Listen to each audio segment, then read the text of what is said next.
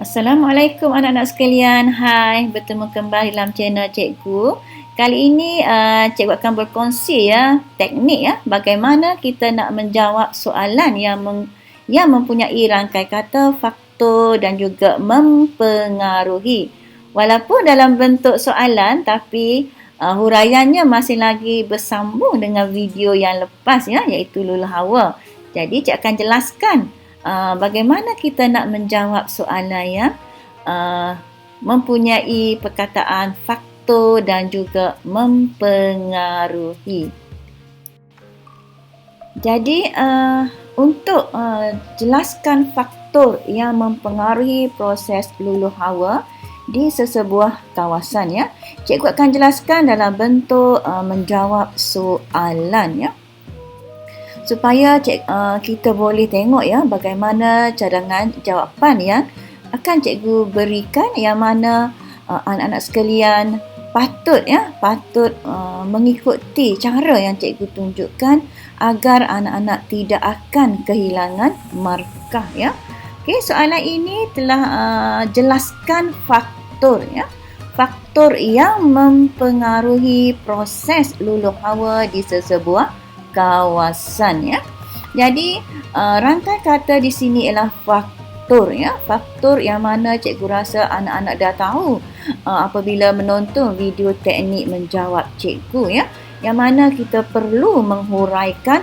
faktor perlu menghuraikan faktor dan bagaimana faktor itu berfungsi Dan rangkai kata yang kedua ialah mempengaruhi Bila ada perkataan mempengaruhi, bermaksud anak-anak perlu masukkan nilai Perlu masukkan nilai, sama ada nilai sedikit atau nilai tinggi Okey, ambil contoh Contoh kalau nilai yang banyak kita boleh sebutkan dominan, kuat, menggalakkan, mempercepatkan, mempergiatkan. Itu contoh perkataan yang kita boleh gunakan untuk menunjukkan nilai.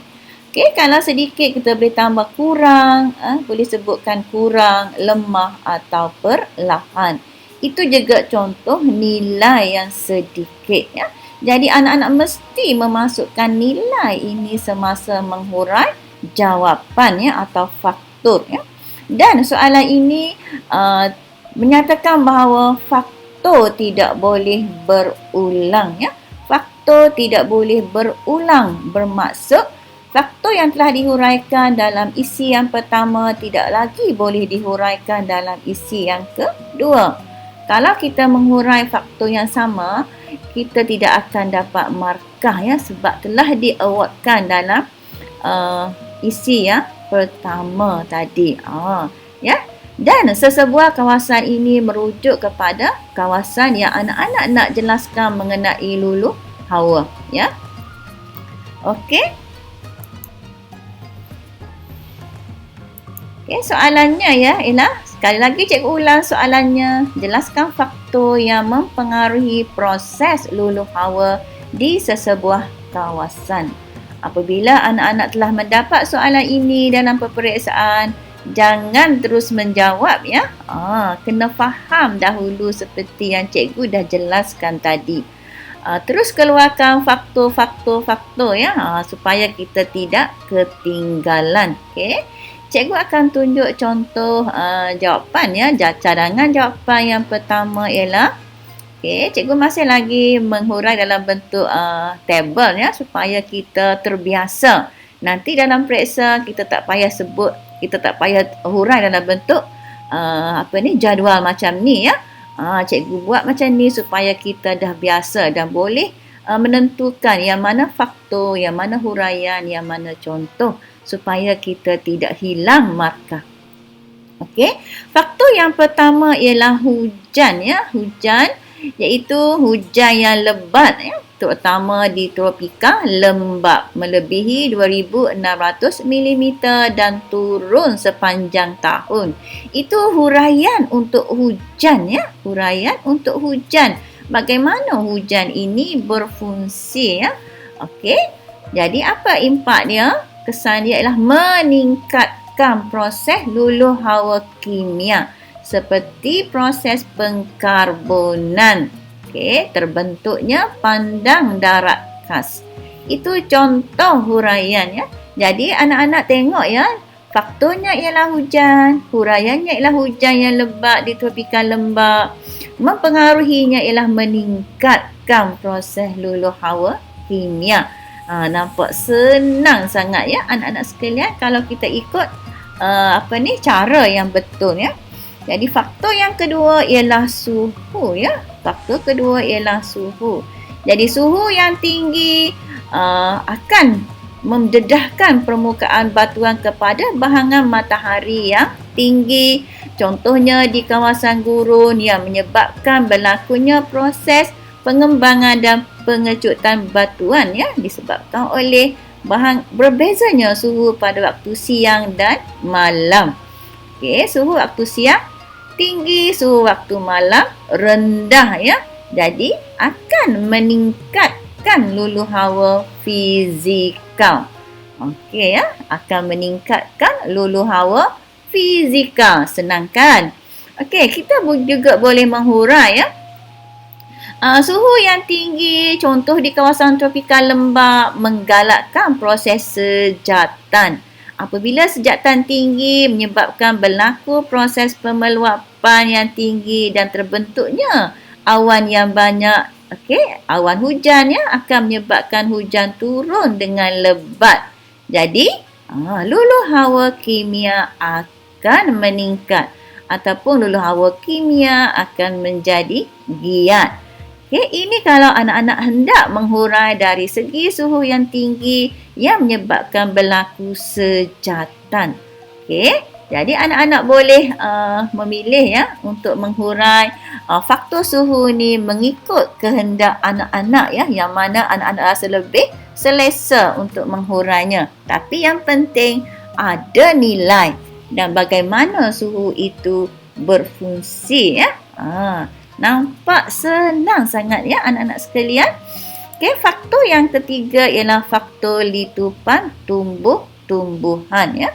Bagi kawasan litupan tumbuhan yang banyak, contohnya di kawasan hutan hujan tropika ataupun di tropika lembap, akar-akar pokok ya akan memasuki rekahan batuan ya, yang mana akar ini akan membesar dalam batuan dan akan mengenakan tekanan di dinding rekahan dan akhirnya akan memecahkan batuan. Jadi, apa kesan dia? Meningkatkan proses luluh hawa organik ataupun biologi. Okey, nampak ya? Kalau kita nak sebut peranan akar ya, peranan akar. Okey, ini contoh ya cadangan jawapan. Okey. Okay, seterusnya. Okey, faktor seterusnya ialah jenis batuan ya, jenis batuan.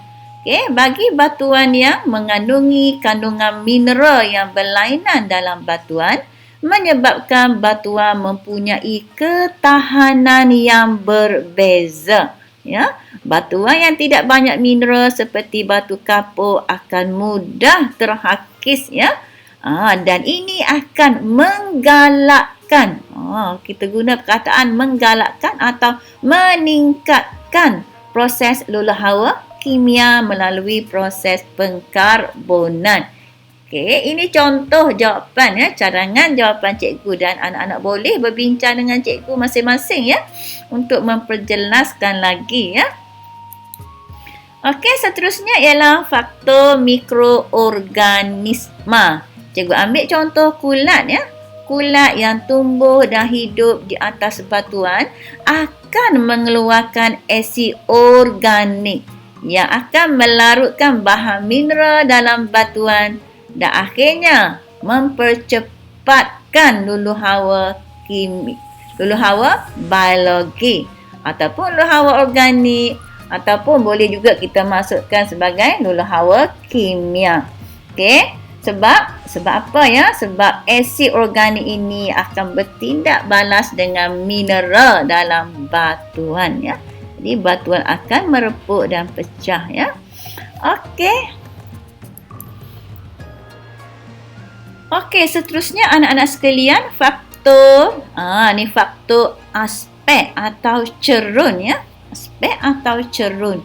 Jadi bagi cerun yang menghadap matahari ya, contohnya di kawasan tropika lembap yang menerima pancaran matahari melebihi 8 jam sehari akan menyebabkan permukaan batuan atau bumi akan panas ya, dan akhirnya akan meningkatkan proses luluh hawa fizikal ya.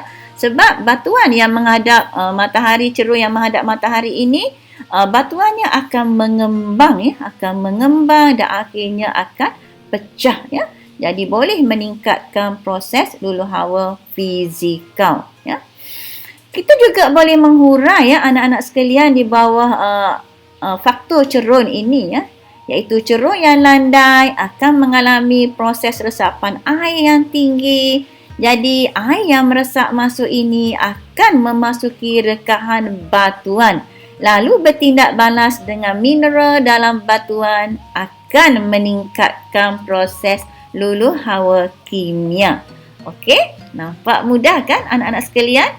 Okey, seterusnya ialah faktor aktiviti manusia. Cikgu nak jelaskan sedikit ya, yang faktor aktiviti manusia ini ialah, anak-anak sekalian, jangan terkeliru. Bila soalan jelaskan faktor yang mempengaruhi proses luluh hawa di sesebuah kawasan, faktor aktiviti manusia ini hanya satu sahaja. Anak-anak tak boleh masukkan 5, 6 atau keseluruhannya ialah faktor aktiviti manusia. Ya, jangan keliru. Ya, jangan keliru dengan soalan ini ya.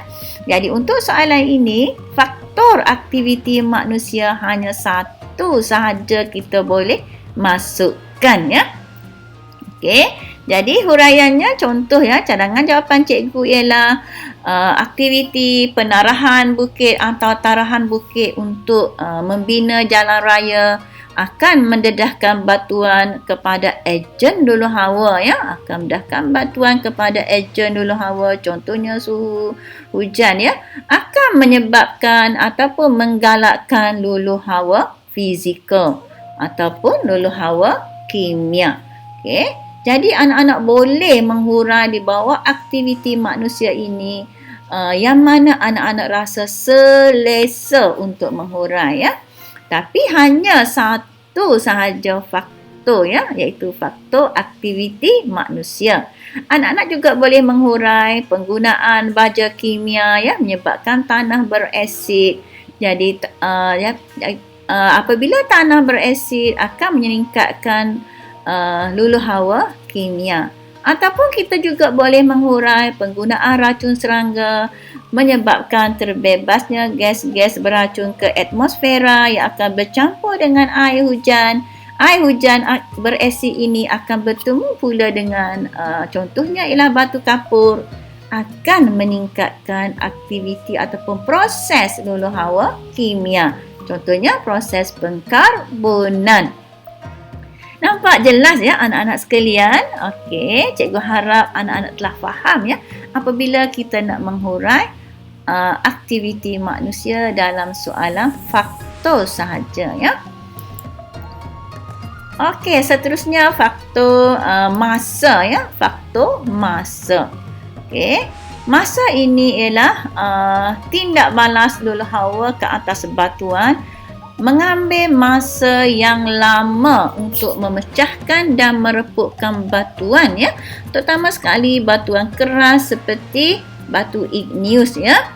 Jadi kesannya ialah semakin lama masa, semakin giat proses luluh hawa.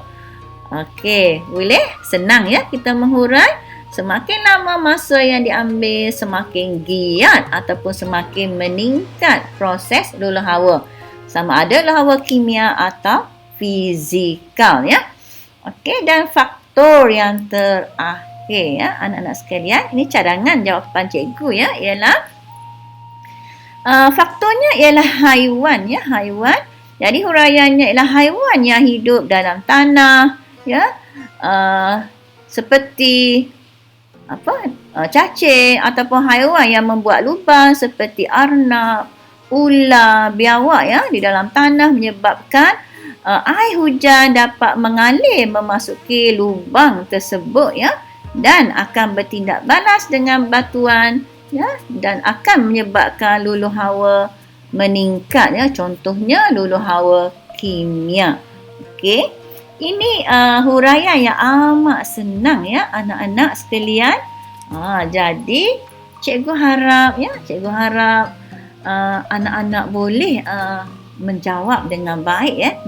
Dalam peperiksaan nanti ya. Jadi kalaulah video cikgu ini bermanfaat ya, boleh share, subscribe dan like ya bersama kawan-kawan ya, agar kita sama-sama mendapat ilmu ya untuk diamalkan ya. Okey, bye comel-comel.